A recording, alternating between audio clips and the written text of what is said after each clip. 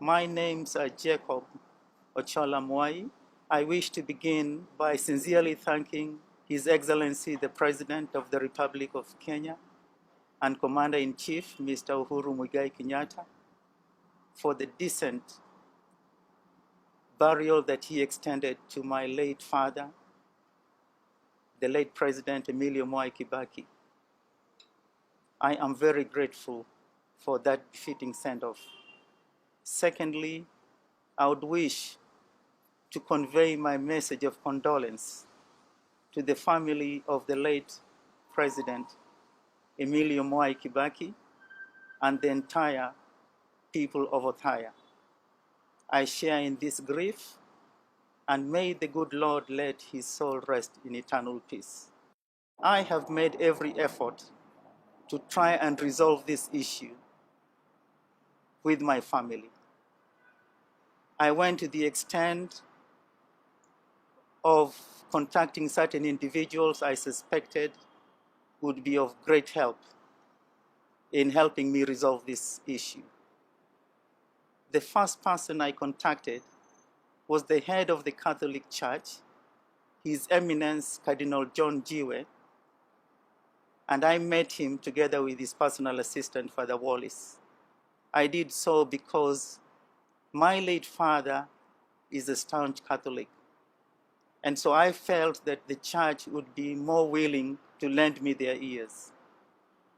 I also went further ahead and discussed this matter with Dr. Haminwa, who is my attorney.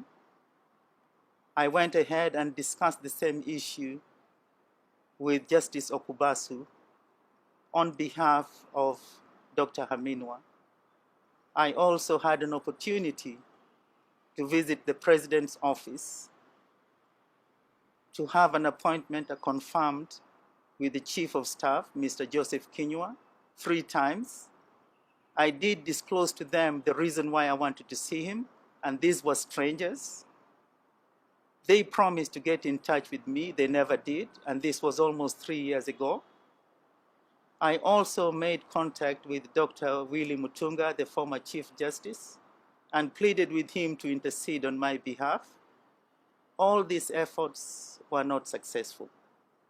I did travel back home to Othaya, and I had a meeting with my auntie, Esther Waiderero, and I did explain to her my predicament of not being able to visit with my late father at a time when he was ailing. All this did not bear any fruit. However, at this juncture, I wish to state clearly that I am not a brother to the late president. I am his son, biological son. I have been very much in the picture. I made each and every effort to visit with my father at his Muthaiga residence, as well as the office in Nyari.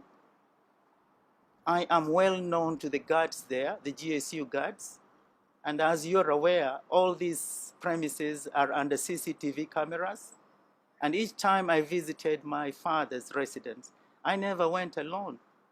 I went with my son and a driver. When I went to Othaya, I never went alone to see Tata. I went with 2 pastors together with my 11-year-old son. I don't have much to say. I can only ask for your prayers. I believe in prayers. I did listen to the 2 bishops during the mass for my late father, and the messages were touching. And I believe that those prayers will be answered. My stepsister Judy also prayed and prayed for peace and unity. And I believe that those prayers will be answered. And I did make attempts to visit with him in hospital, and I was not able to get access to him. I spoke to the chief executive officer of Nairobi Hospital. His name was Pamba, and I went to him, requested that I wanted to see my father, and he outrightly said, no, I have instructions, and I know the family. You're not one of the family members. I didn't want to argue with him, so I left. I was born in 1960, July 22nd, in Kaloleni, Nairobi. I grew up knowing I was Luo. I didn't know I was not Luo. When I turned 21, the person I knew was my father died. A year later, my mom disclosed to me that the person who died was not my father. That was an adopted father. So she told me she was going to talk to my father because my father wants to see me and introduce me to my father, which of course she did after a month or so. And I had the privilege to meet the former president. I must state here that the former president was a very common person to me. My adopted father was a member of Karen Country Club. The late president was a member of the Karen Country Club. I was raised up in Karen, and we frequented the club. And he's someone I knew all my life. And so when the time came for me to meet with him, even when he walked into the Amboseli Grill foyer, little did I know that he was the one who was my father, because he's someone I'd always known as I was growing up. And so when he came in, we walked straight into the restaurant. And at that point, my mind was disturbed. I wasn't sure if he was the one. I was hoping someone else would come up. But eventually, after the orders were placed, my mother broke the news and says, okay, Jack, I told you, I discussed this with you, and here we are, we need to start. Then I realized this was my father. And indeed, she said, Jack, as I told you, that was not your father. That was your adopted father. This is your biological father. And my father responded, yes, Jack, we don't want to subject you into a lot of injustice. It is important that we let you know the truth. We are your parents, and it is better for you to hear from us rather than getting it from the public domain. And from that day on the 21st of June, 1982, I knew that Emilio Mwai Kibaki was my father. It has not been easy for me, having grown up and speaking Luo and knowing that I was Luo, only to realize 22 years later that I am not Luo. I was only raised up by a Luo who loved me so much and gave me the very best. I am what I am today because of that adopted father. When my late stepmother passed on, I was at Consolata Shrine, and I met Daddy, and he was very grateful that I went there and attended the funeral service. I did reject the offer to go to Othaya because I was traveling to Ethiopia. After then, I met Daddy several times at the Nyari office, number 7, and I had discussions with him. He did assure me that he was going to make sure that I got my share of what I'm entitled to as a person. I trusted my father because I've always trusted him. So someone who is going to ask, where have I been all this time? There has been a lot of events. I have gone to 3 law firms with this matter so that I could get recognition. I've been home 3 times to Othaya, and I met my auntie, the only living auntie that I have now. And she told me she could not help me because she can also not access Daddy. And so she was very welcoming, but her hands were tied. There's no way she was going to help me. So these are efforts that I have made. But to answer you in short, Mzee was a person I interacted with, and not only in private, but even in public. I was manager Mombasa Beach, and Mzee used to come. Mzee has a residence right adjacent to Mombasa Beach. But for him to access Mombasa Beach, he had to travel 3 kilometers to come to Mombasa Beach. During Easter and Christmas, he would come, and I would sit with Mzee for 2 to 3 hours. People didn't know who I was, and people were wondering, who is this sitting this old man for so long. And what I'm saying was in the public domain. All the staff in the hotel knew who the person was. He was a vice president. And so they didn't know what the relationship between me and him was. And I didn't disclose to them. I didn't see the need to disclose to them who this was. They could not imagine that that was my father because my names were Ochola. This is Emilio Mwai Kibaki. I was manager at Milimani Hotel between 1986 and 1987. Mzee used to come to Milimani. Then the general manager of Milimani was Schwartz. And Mzee would sit with me for 2 to 3 hours. And so the general manager was grateful that here is someone who spends time, who can bring in the vice president as a customer, and he visits us very frequently. I was manager in Sirikwa Hotel in Eldoret at the time when Mzee was replaced as the VP by the late Dr. Karanja. When Mzee came over to Eldoret, I received him.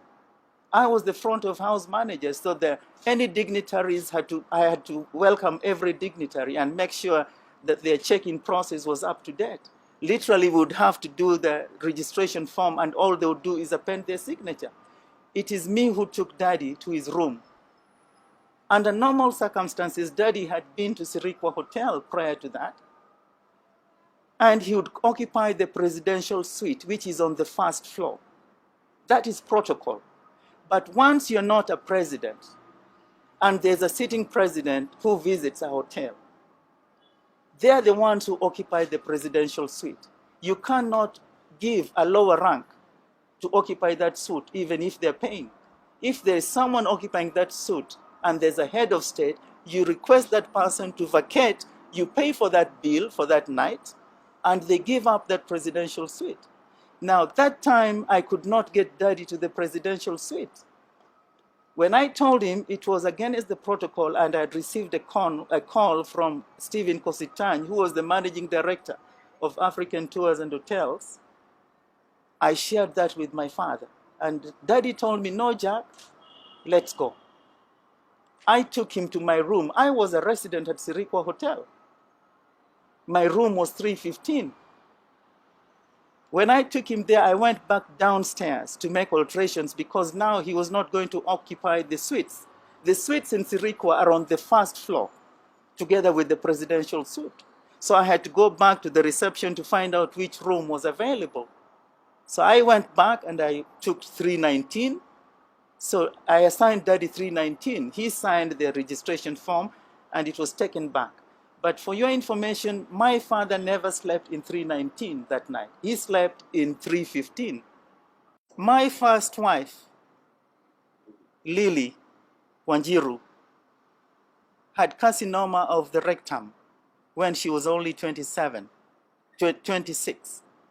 And she was admitted at the private wing at Nairobi Hospital, both even at the Aga Khan, at the private wing. She was in and out for almost 2 years. And December that she died on 31st, on the 20th of December, my late wife was at the private wing at Aga Khan.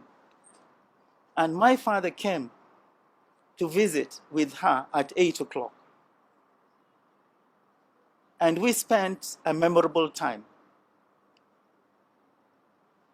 Now, everyone was shocked. Here was a lady, a young lady, and here comes the vice president. So that was one instance.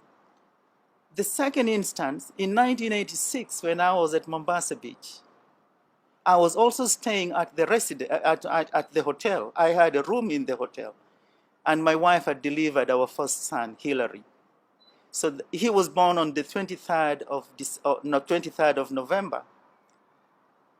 And so of Christmas, they came over to see me. He was barely 2 months. So they stayed with me in my hotel room.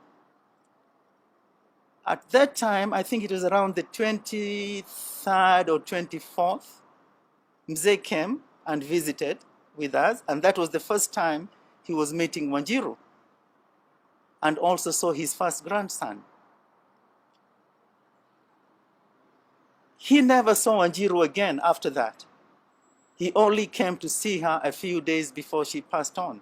He was there on the 20th of December. Wanjiru passed on the 31st of December, and we laid her to rest. But she had carcinoma of the rectum. So those are instances that I've had with my father.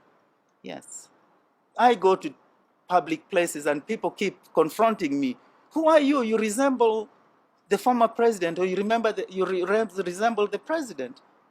And I always brush them off. If I were a bad character, I would have injured the character of my father. But I recall the first thing that he told me when it was disclosed to me that he was my father, and he himself did it.